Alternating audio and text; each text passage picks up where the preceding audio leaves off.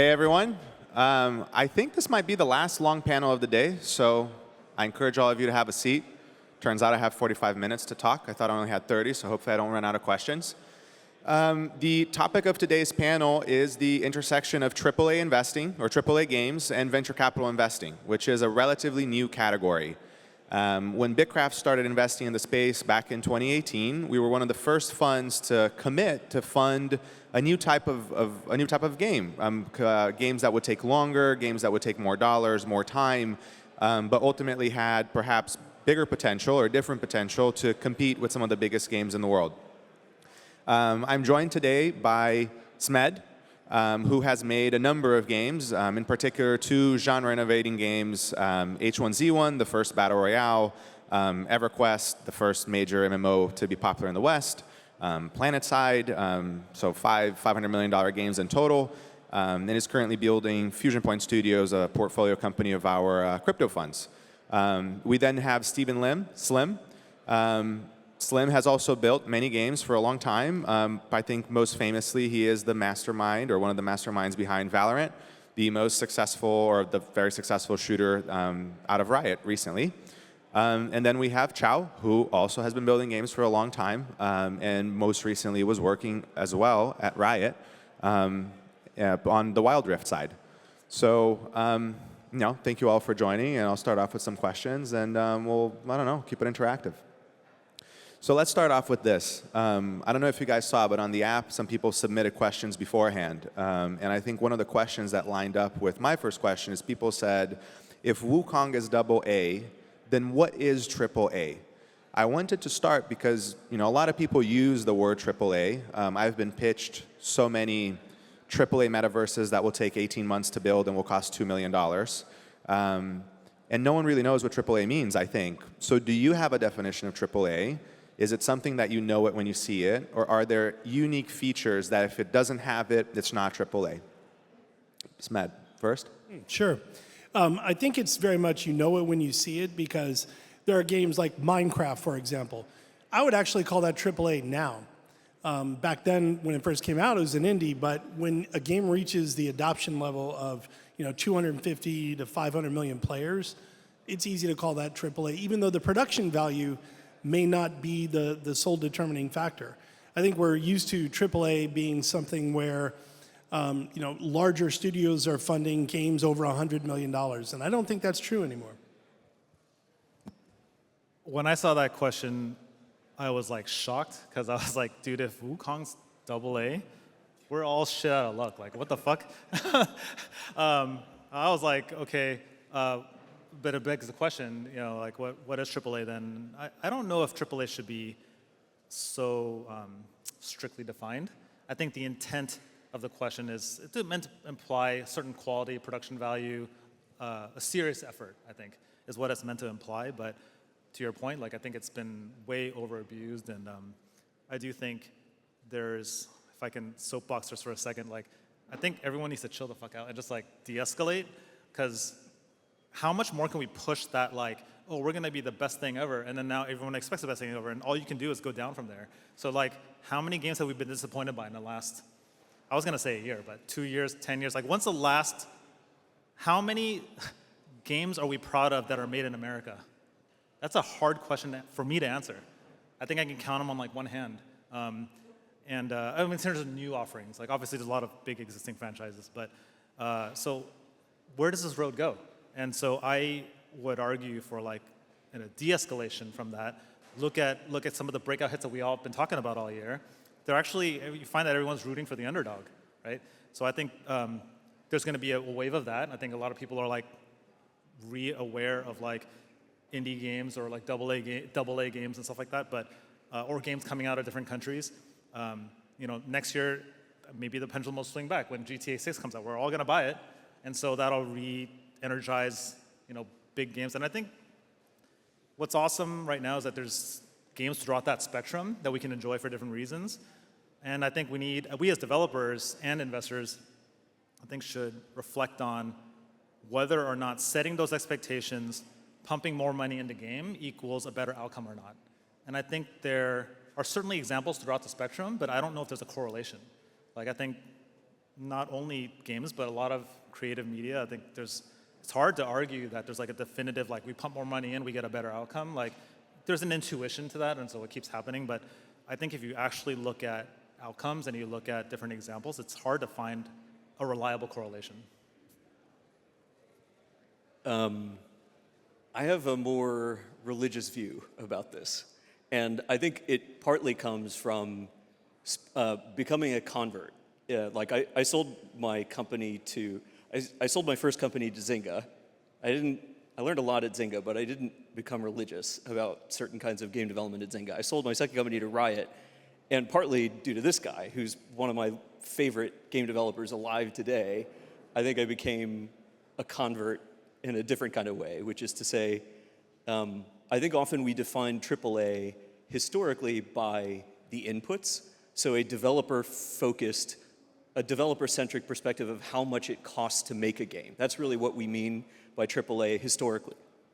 I think the religious shift is to be more player-focused about it and just ask how good is the game, not how much did it cost to make it, but how much player value is delivered in the thing.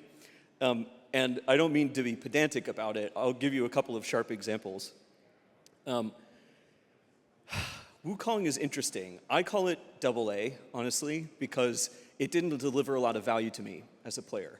This is my genre. Open world games that are action-oriented, like action-forward open world games are totally my genre. Wukong was really not a very open world game from my perspective. And most of the gameplay was really like, I think it gets a bad rap as being a boss rush. It's not just that, it's more than that. And it's a beautiful game, and the team deserves to be fucking proud of what they did. But from my perspective, as a player who adores this genre, it wasn't what I would call a AAA game. It was like a worse version of God of War, but in a completely different and a groundbreaking IP from a team that, you know, and an ecosystem of developers that needed to make this game and prove it to themselves and each other that they can make this game. There's so much about it that's awesome, but it's still not a disruptive amount of new player value, which to me is what AAA represents. And AAA should correspond to the genre that you're talking about. There's an interesting point you made about the groundbreaking aspect to it. I've found over the years, maybe this is more true 2000 to 2010, I feel like a lot of people use that word used to associate legacy to it. So it's like a pride in like a Bungie or like a Blizzard and like that kind of thing. Yeah, I don't like that. I mean, I don't think that's the important part, because I think you can still do a AAA game that doesn't break ground. Like, Horizon Forbidden West didn't break as much ground as Horizon Zero Dawn, but it's still a wonderful game. Tremendous amount of player value. The new God of War Ragnarok versus God of War 2018, same thing. Not a lot of new stuff, but still absolutely a AAA game. GTA 6 is not going to be that. Honestly, it's just not going to be that groundbreaking. If you haven't seen it, you should look up a video, or it's a series of videos called GTA 6, but it's GTA 5. It's basically, after players saw the trailer for GTA 6, they're just like, this is the same old shit. So we're just going to make a bunch of trailers of it out of GTA 5 footage, and it's hilarious. It's a AAA game. It's not going to be groundbreaking, and I think that's okay, but maybe as a note, that to me is like one of the reasons we should be up here and trying to make groundbreaking AAA games, because it's hard for the studios who are trying to go from GTA 5 to GTA 6 to be groundbreaking, if it is important to be groundbreaking, which I think at least you and I think that. I don't know what you're working on, Smed. Sure. We're working on a blockchain-based persistent world shooter. And, you know, I agree with you about the groundbreaking part. That's why I referenced Minecraft. Look at a game like Fortnite, for example. I'm talking about the original Fortnite, not what it became. When that thing launched, it was kind of a dud. It actually wasn't doing well until they added the Battle Royale piece. The production value was decent, but it wasn't a particularly groundbreaking game, and yet look what it became. One of the advantages to live service games is you have the opportunity to take a direction that you started and change it. But where the AAA thing comes in is that companies like ours that are trying to bring something really new to this space, we can punch in the same weight class as a Call of Duty, for example. Why? Because we now have tools that are just light years ahead of what we used to have. So that democratization of the tool chain is changing, is fundamentally changing how we make games. So to me, you can have AAA aspirations even as an indie now because of the production value cost is coming down if you're trying to make something truly new. If you have to make a game with a ton of content, that's much more difficult. And so stay away from that if you're trying to keep your costs down. You guys just rushed through my next 2 questions with this answer, and I have no idea what to say from now. But let's try. So let's start by defining the opportunity, I think, for each one of your games, but also for AAA more broadly from a top-down perspective. All of you have worked in big companies. Obviously, Riot, initially a smaller company, and now a much bigger company. Smed, you've been, with all due respect, around a lot of companies over the years. So what is going on in the world today that opens up the opportunity for startups to go into AAA? Like, what is preventing or tampering with innovation at the big company level, and how do you guys think about the macro opportunity that you play into? Just because I was talking about it last, I'll key off that and then pass the mic. I do think it is difficult. The innovator's dilemma problem is a challenge for big companies. You have to feed the beast. You have to continue to run the machine. It's really difficult to do big disruptive things to the product and make big swings. In my opinion, Riot is one of the last big games companies that still has the bravery to do that. And I think but it's still hard, and it gets harder. And so I think as that shifts, and as the investment community gets smarter, which, like, this is dope. BITKRAFT is a really phenomenal institution that didn't exist, the first 2/3 of my career. But the second phase of my career, when I was pitching VCs, there's a very famous VC. I won't mention his name. There's a very famous VC that I was pitching, and I was trying to describe the size of the games market, and he just didn't believe me. He just didn't believe that the games market was as big as it was. The investor community at that time, it was 2016, didn't fucking get it. Didn't know how big and important games were, nor how big and important they would be. You guys have leveled that up. So the cost of failure has gone up for big companies. That makes it easier for insurgents. The investment community for independent companies has vastly improved. That makes it a lot better for insurgents like us. And then the last thing I would say is, I do believe that the technological shift that we're on the precipice of right now, which is AI and machine learning, is the single biggest technological shift for game developers since the PC. I started my first games company around mobile, and that was a big shift, but I think it's nothing compared to AI. And that was one of the core founding theses for our company, but I do think that's still hard, and I think nobody gets it, and I think it's going to take 10 years before most people do.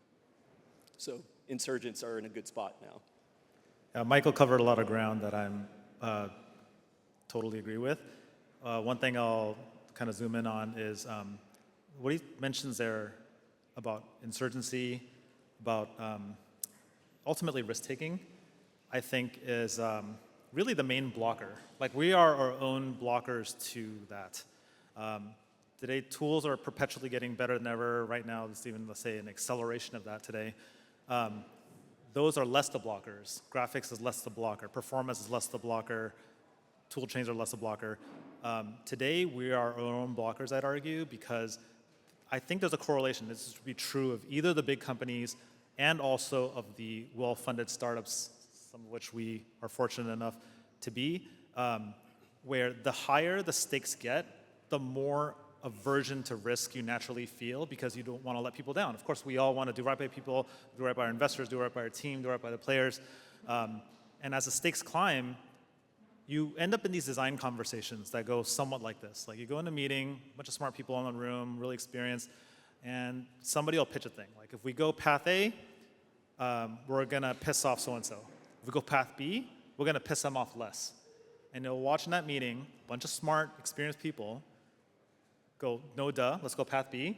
We'll walk out of that meeting, pat ourselves on the back, good day's work. You do this 3 times a day, 15 times a week, 100 times a month, 1,000 times a year, thousands of times over multiple years that we're making the game. And for sure, we will end up with vanilla. For sure. For all the hopes and dreams and pitch decks and everything, it's a death by 1,000 or 3,000 cuts. in my opinion. And no one conversation will make you think that that is at risk.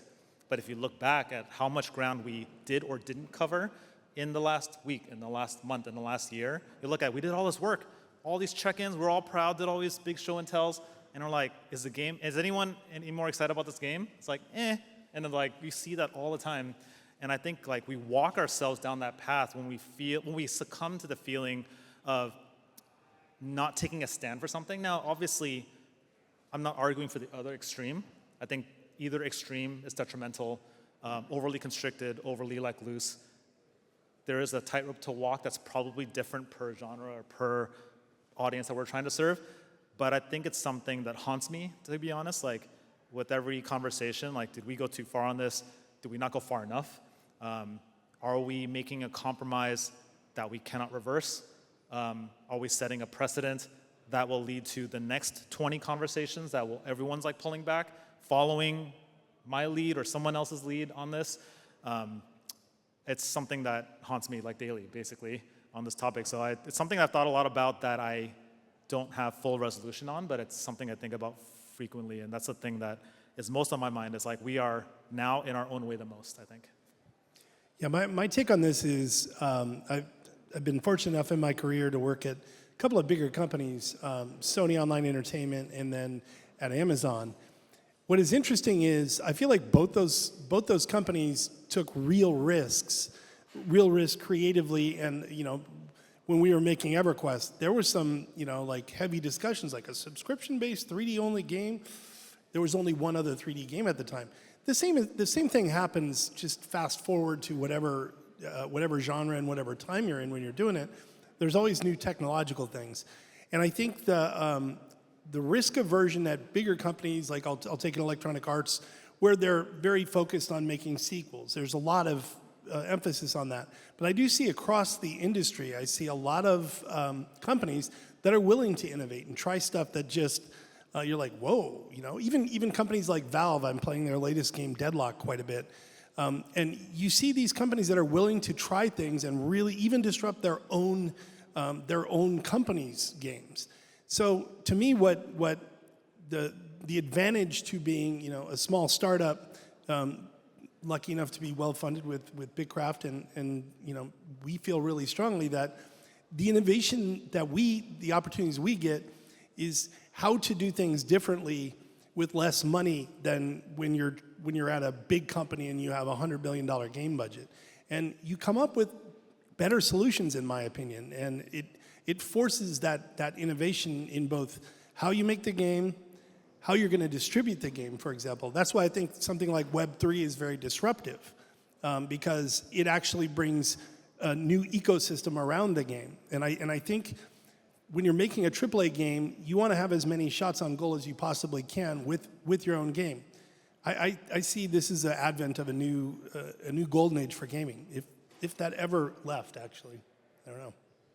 So now let's take the opportunity to set bottoms up with as much as we can talk about what you guys are building in a little bit of time.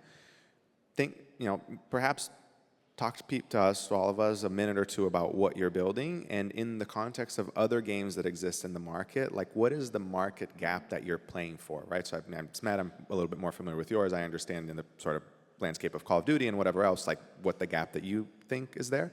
But I'd love to hear from the three of you, like here's the gap in AAA gaming, perhaps from big publishers, here's what those games kind of look like, and we're doing something else that looks like this, and here's why. You should Whoever. You should start. We are working on a PvP sandbox game. It's like it's hard to describe the genre because the genre, you could include a lot of things in the space that we're looking at. It's maybe easier to mention the games that we're referencing. So I want to go after group versus group dynamics in an economically economically driven environment. So you can look at games like Eve for that. In terms of moment-to-moment gameplay, we're like isometric, so this is like V-Rising, League of Legends with WASD. And we were also referencing like Ultima Online, Albion Online, Rust.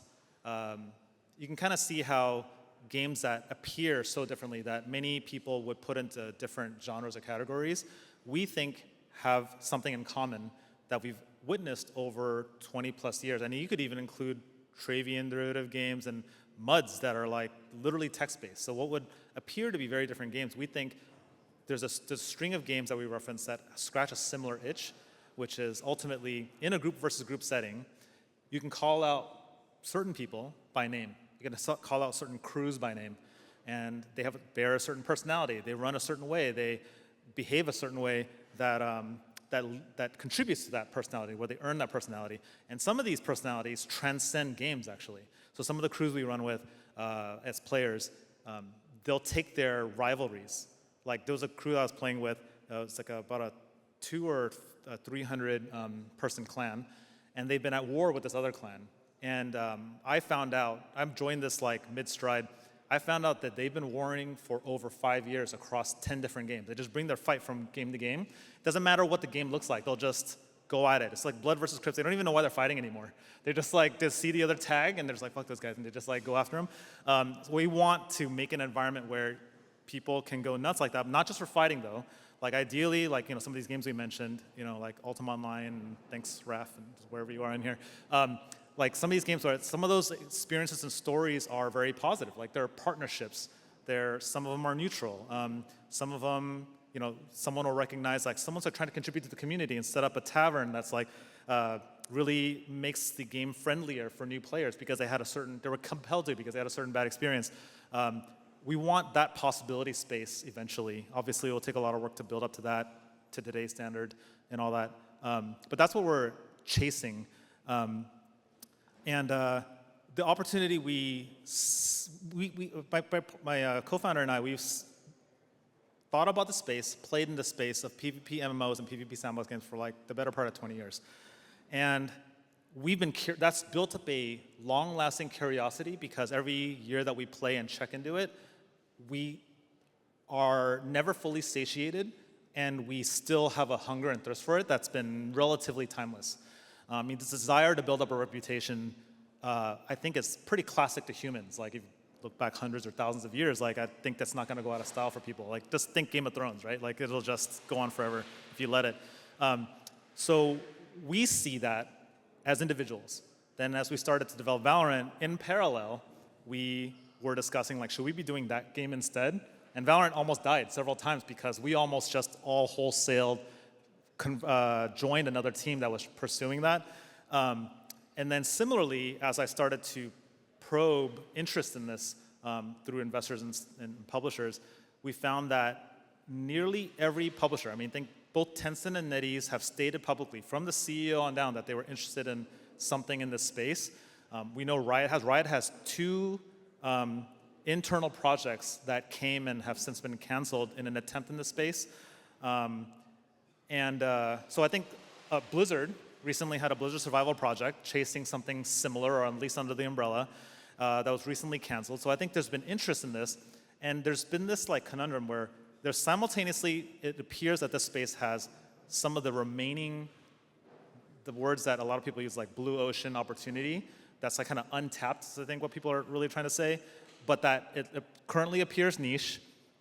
You can look at any of these examples that I mentioned, from Rust to private servers, EQ to private server, UO, and all that, and like you'll find like the best of these, like 50 to 150K CCU, something like that, right? And there's a bunch that are private and have no access to data.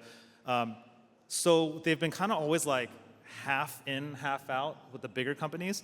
Now, what I'm not fully aware of is like, I'm pretty certain that there are versions coming out from like ultra Omega funded like Korean and Chinese studios out there right now. I'm sure they will land something very different from what I can land in a startup budget. But so I think a lot of us have been hovering around an opportunity like that for a long time, and we are just going to have our take on it in a place where there's, in my opinion, no known blueprint. So I feel compelled to take an approach where we can't assume that just because we came from wherever, from Riot, from Valorant, notably like on our website, we don't say like from the ex-makers of Valorant, because not the least of which is we're not even a shooter anymore. But I don't think any of that lends any higher chance that we're going to land a formula at the start of our beta. So part of what we're optimizing for is building for tooling and and options to like tune the shit out of us to create this economic environment. Like we don't know certain big looming questions, like how big should our servers be? How long between wipes? Like, et cetera, et cetera. So there's some really hairy things to work through that have no answers right now. Sorry, I went too long for that. I'm not pitching everyone right now. Just sorry.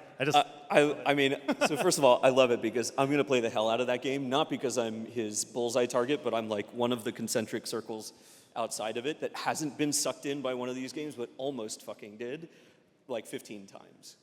And I thought you should say it first because you have this really, you have a poetic and sophisticated way of thinking about it. Ours is like completely the opposite. We have a very simple thesis that is much more extreme in other ways, which is that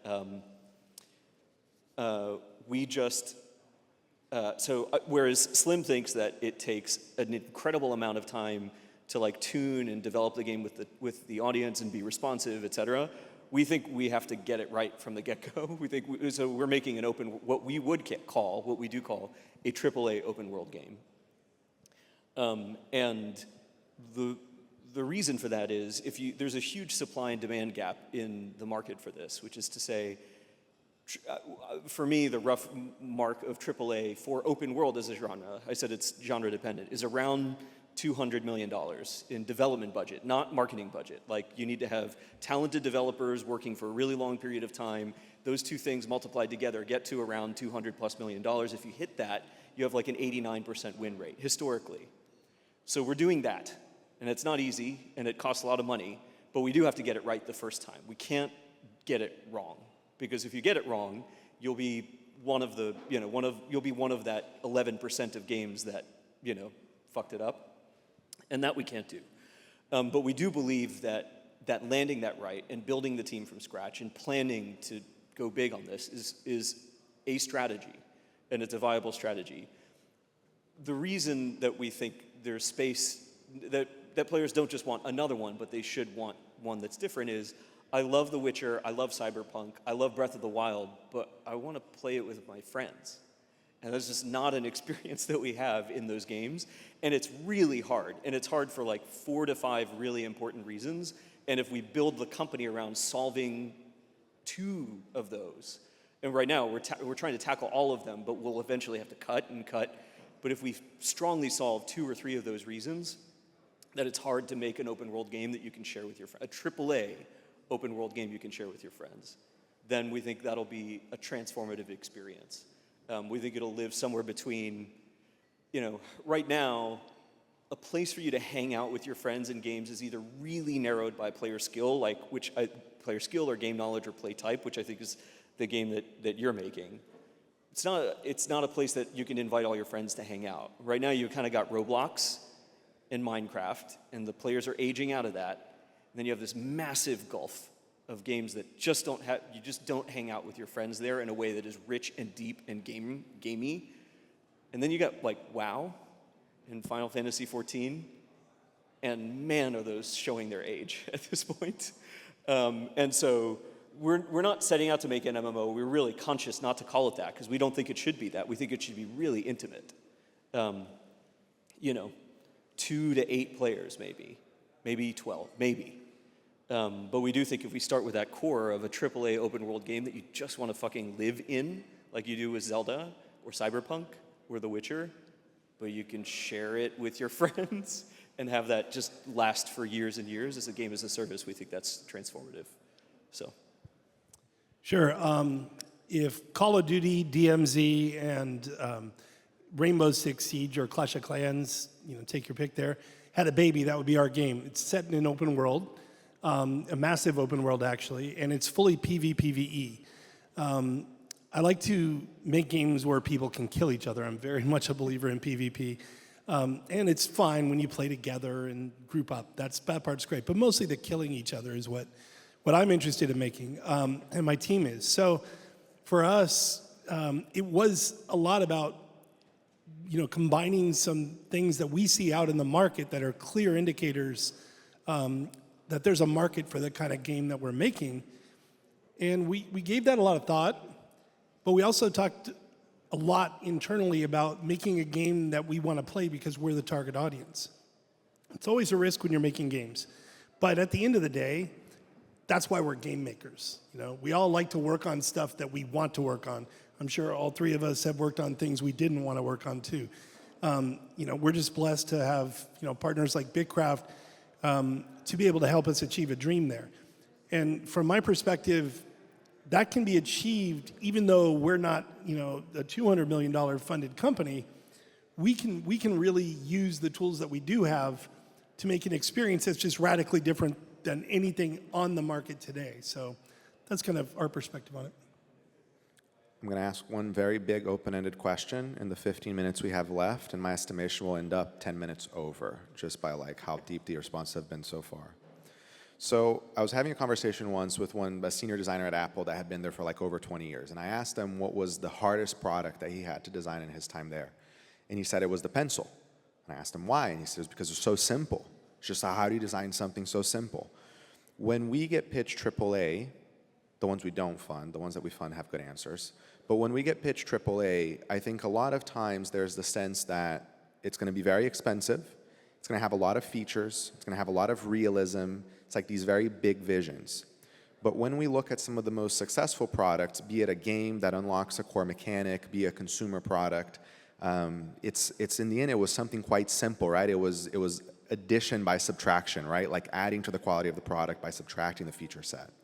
So when you all think about building in AAA, how do you thread the line between building something that is disruptive, that is special, that is big and venture-worthy, but not spending all your time and money adding features that don't matter, spending, I don't know, realism that doesn't matter?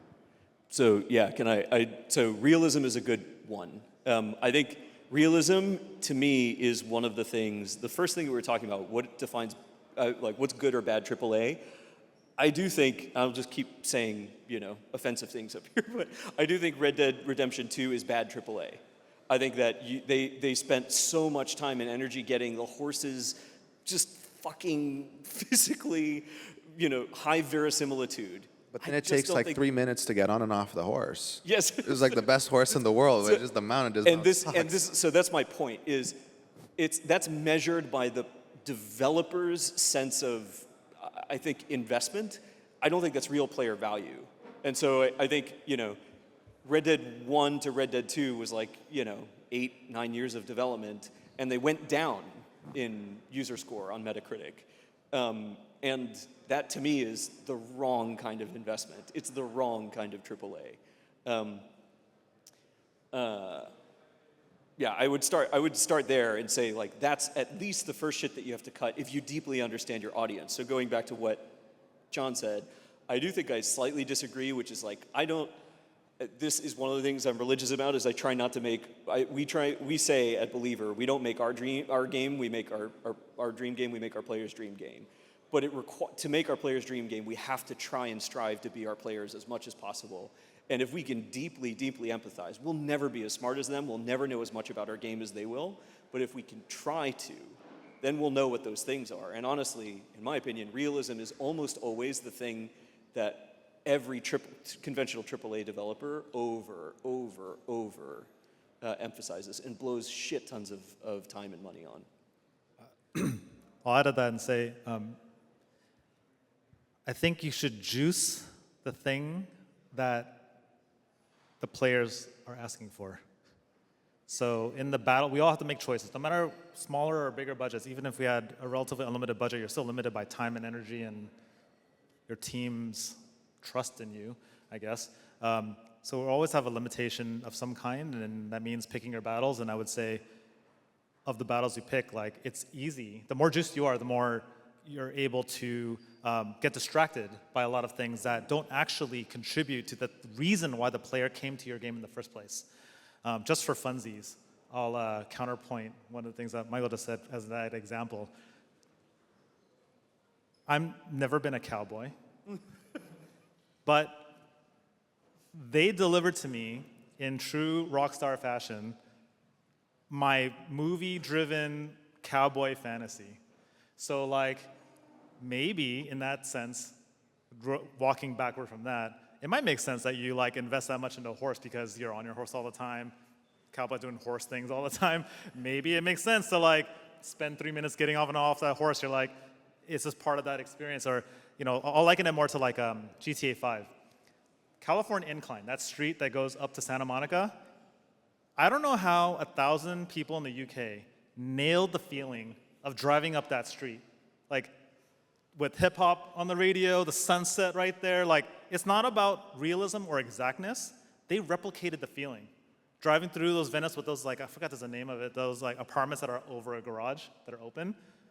Just seeing those little elements, you're like, I'm in LA, right? And, I guess none of us know what it's like to be a cowboy, but I think that was the right thing. pictured, I think they got it right in GTA 5. I don't think the horse. I won't die on that hill for sure. Kinematics of the horse rig. I for sure won't die on that hill, but the point still stands. Like, I think chasing anything, including realism, if it's not, I think, actually contributing to the main reason that people are coming to your game for, which is predicated by you better know why they're coming to your game.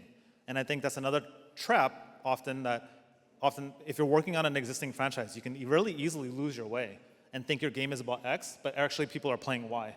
That happens a lot. Obviously, we're all trying to make groundbreaking games in various ways, and we could be very much wrong. So that leads to like the paranoia I have, like checking if everything else we're predicating on is like that experience, if that's still valid. If our thesis is still valid. But yeah, I think chasing something fruitlessly, we have to watch like a hawk, because it's really easy to waste energy on that stuff, even if we have unlimited funding.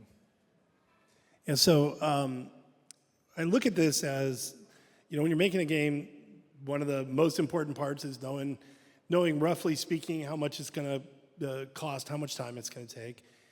And if you have a clear idea of what you're making, and all of us would probably agree that our games don't always come out exactly, like we envision them in our heads along the way. And when you're lucky, and it does. But I look at things like, what are we innovating on, and what are we not innovating on? Here's a great example. Our control system, any Call of Duty player will feel right at home. Why did we do that? Well, it works. And we're going after that audience, or part of that audience. So we better make it simple and easy for the players that we're going to go after to do that. We're picking and choosing where we're fighting our innovation battles. And when you talk about realism, for example, we actually chose a realistic art style. Why? It's actually easier to do if you have the team to do it than trying to invent an entire new art style, which I think there's a lot of things that, I love stylized games. Valorant is definitely one of them, right? But we're picking where we are spending our time and our money, and we're picking an art style that we all like better than stylized. And on a technical basis, once you learn, some of the techniques that are needed for it, like photogrammetry, it's easier for us because we have experience with it. From our perspective, the innovation stuff that we're trying to do is bringing all this into a persistent world. So that tends to be where we spend the most amount of time on design. Like, making the guns feel good is obviously the most important thing in a shooter. But we've done that before. We know how to. Making this open world, persistent world that has bases that can be rated in real time, making that part, that's new. So we're choosing where we want to spend our time and money specifically based on the hard parts for us that we haven't made before. So that's the way we think about it anyways. Last question for me, and maybe we can even fit in one from the audience. How has the expectation of starting your startup been different from the reality of starting your startup? Oh shit, I'll answer this one real quick. It's better than I thought, and Carlos is on our board, so but I'm actually being serious. This is my first venture funded company, and what I will say is, it's been a lot of fun, and you get good support, and there are also aspects, the one side that I've not done before, raising money before this way. That's new. Not always the best part, but it is a super important and crucial part. You have to make sure, because we're very transparent, our entire team knows exactly how much we have in the bank. So thinking about how transparent you are to your team, making sure that's a priority, that's a new part of making the game for me. But honestly, it's been terrific, for real. You know, it's enjoying it a lot.